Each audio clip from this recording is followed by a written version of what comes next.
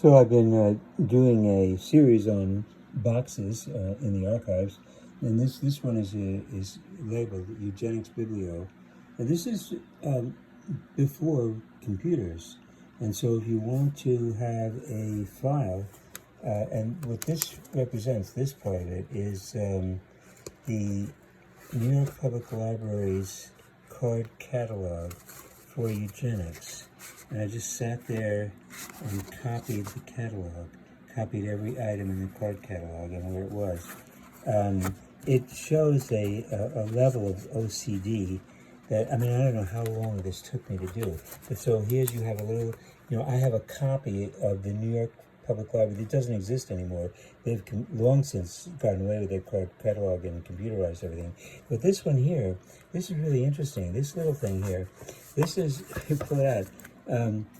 This is the Munich Public Library. I was in Germany in 1978, and this is the holdings on eugenics of the Munich Public Library, which, of course, one of the largest libraries in the world, one of the largest libraries in Germany, and under the Hitler government had one of the most extensive eugenics collections in the world. And obviously what this meant was, but that they had scrubbed it all, that whatever was, somehow it was all gone. I later met some librarians who confirmed that both here and in Berlin, after the war, all this stuff was simply packed up in boxes. It was taken off of you can't even search for it, but it is there, hidden away. But here I am copying the catalog of the Munich Public Library, which, I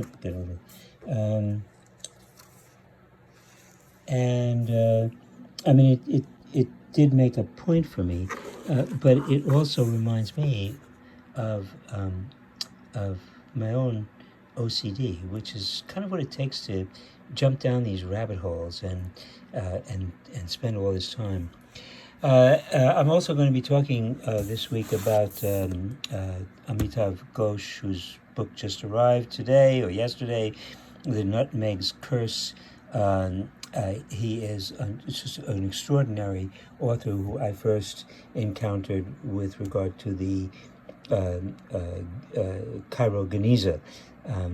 He is an Indian scholar who wrote a study of a Jewish merchant who left Cairo and went to India and then returned to Cairo, and he left and he threw all of his business papers into the Cairo Geniza, and that made up the basis for Amitav Ghosh to write this whole story. He's a fiction, historical fiction, anthropology, just an extraordinary, brilliant writer. So I'm going to talk about that, and I was also going to mention, this is something else that I'm doing this week, this is the one I was looking at, and this is the 1864 edition of the Kitzur Shulchan Aruch, which is the Orthodox go-to code of Jewish law, and as long as I was showing that, I thought I would, this is the modern contemporary